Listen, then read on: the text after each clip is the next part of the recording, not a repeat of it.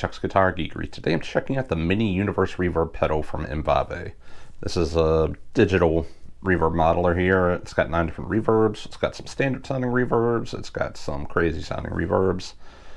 It's got some good qualities and some bad qualities. I'm going to go through all of it. I know you shouldn't trust me just because I bought this on my own and I'm not getting paid for this from M-Vave, but hopefully I've earned your trust at this point. And frankly, if you've watched any video of mine for the past couple months, you've already heard this pedal because once I tried it, I had to have it as part of my rig. So like, subscribe, affiliate links below. Let's get into the sounds.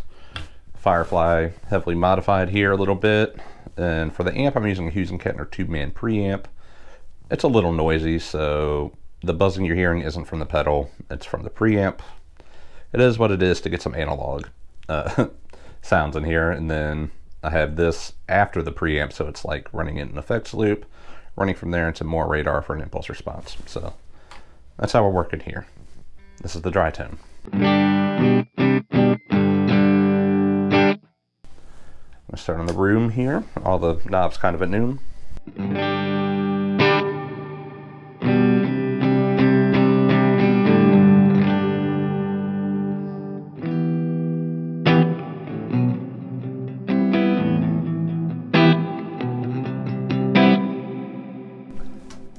Okay, so let's get into what these knobs do here. So my first gripe, the diagram with the parameters of what these 3 controls down here do, it's on the back of the pedal, so once you strap it down to your board, you can't see it. So make sure you take a picture of it. I'll have a screenshot of it up on here. So I'm going through it, but this is high pass, low pass, and drift for these first few. So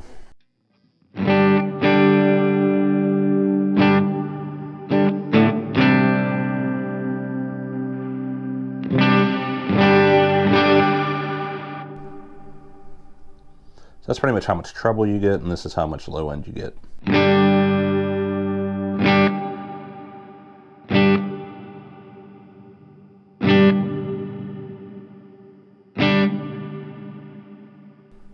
And then this is drift. This is pretty much how much the pitch changes on the decay. So all the way up is like this.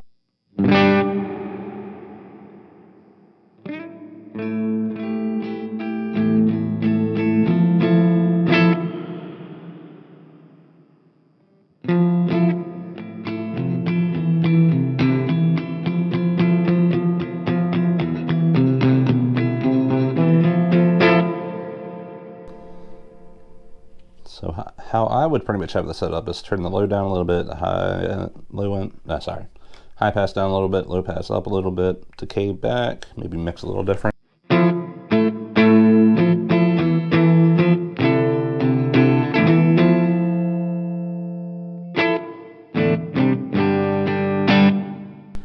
And that's just for like a everyday reverb sound, but frankly, I usually don't use room reverbs. Let's go to the hall, see what this one sounds like.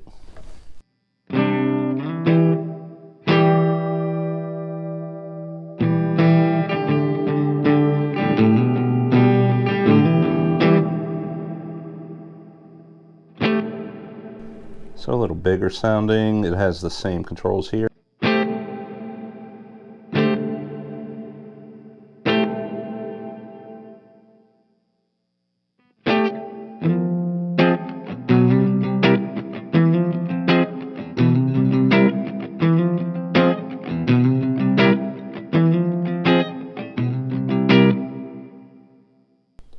So to use a hall reverb, you're gonna get crazy. Let's get crazy here.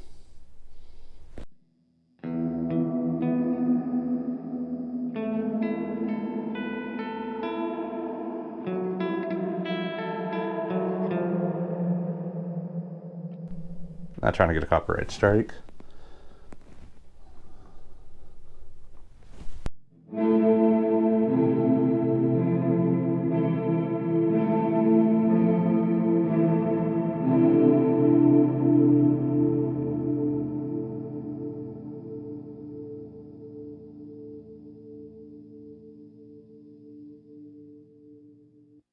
Okay, so like I said, it's crazy. Let's check out the plate. This kind of has the same set of controls.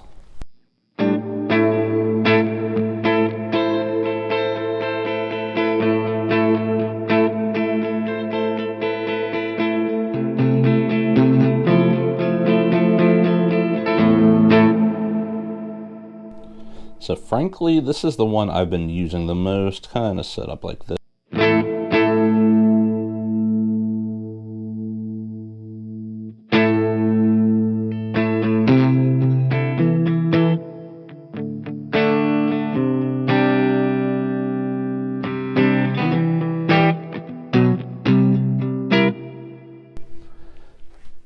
It's got a little dirt to it. This is a Proco Rat.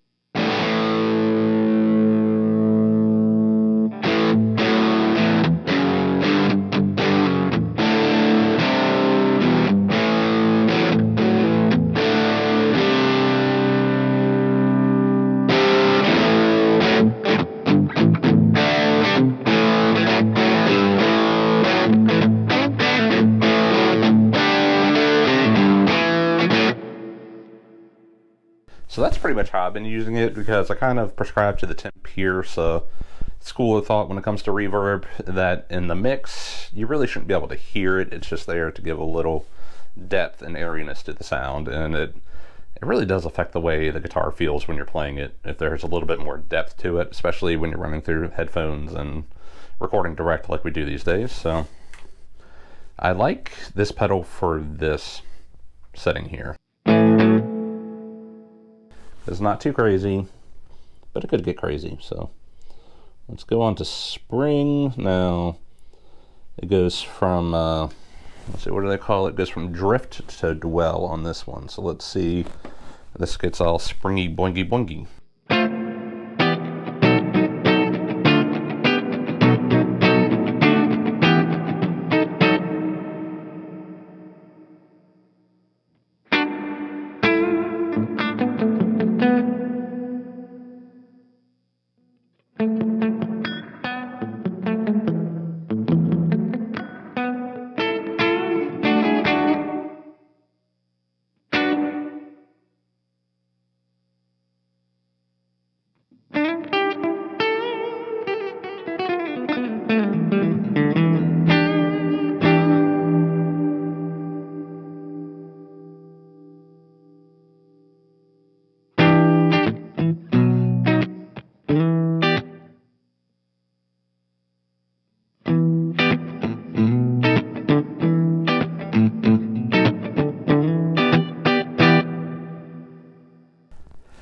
To me, that doesn't sound like a spring.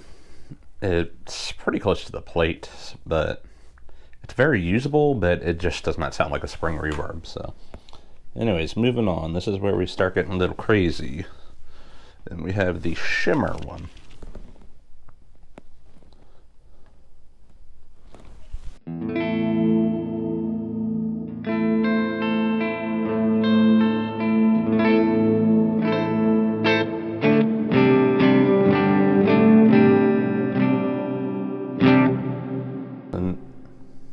So now we have high pass, and this is the pitch, and then this is the amount.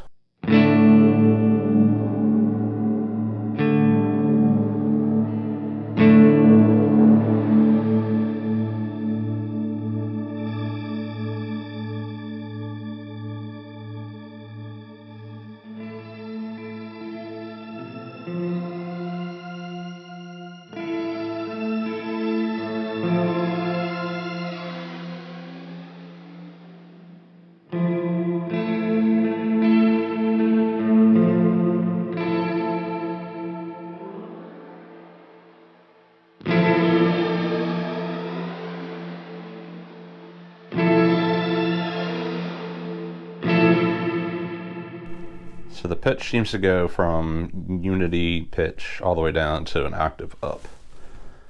So, I don't know, somewhere in between.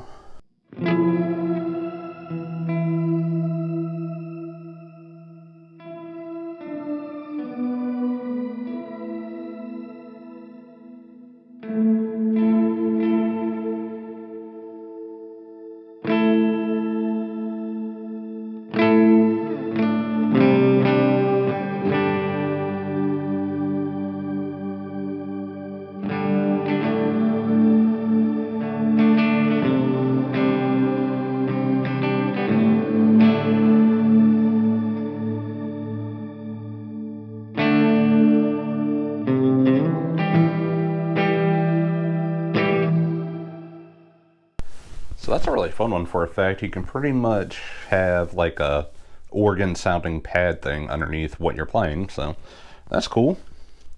Sorry, my phone keeps going in standby here. So next it's cloud. Now this one you get high pass, low pass, and diffusion. So let's start in the middle again, see where we go.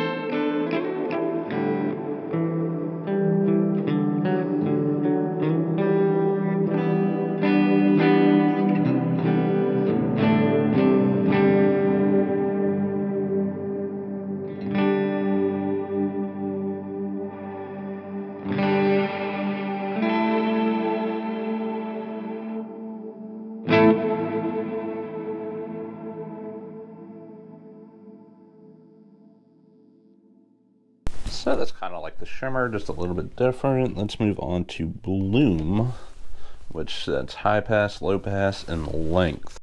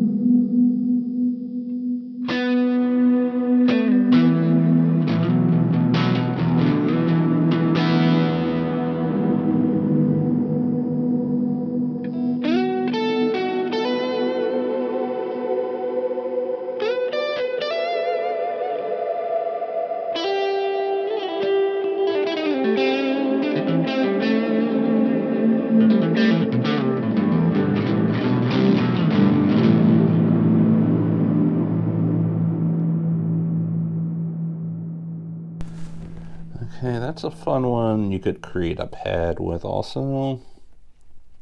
Now we have swell. Hopefully it is swell.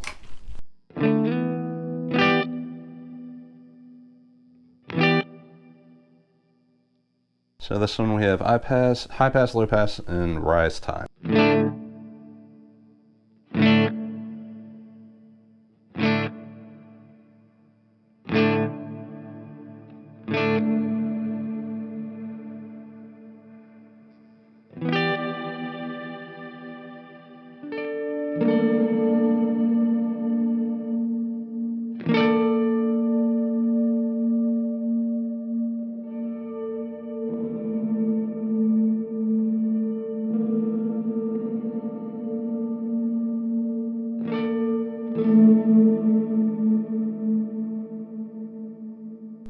Yeah, I don't know about that one. That one doesn't really seem to do a whole bunch. And then lo-fi. Let's see what this one does.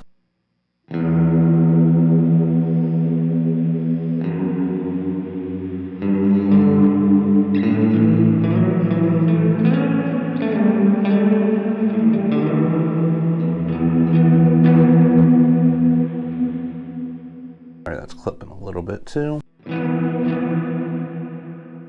So for this one we have sample, noise, and drift. So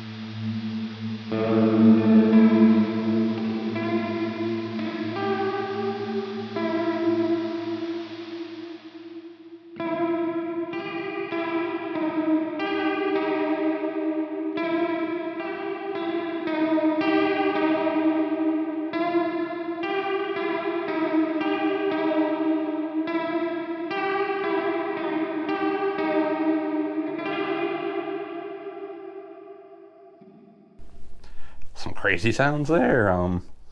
In the solo at the beginning there, that's actually what I was playing. Let's see if I can remember how I had it set. It was something like this.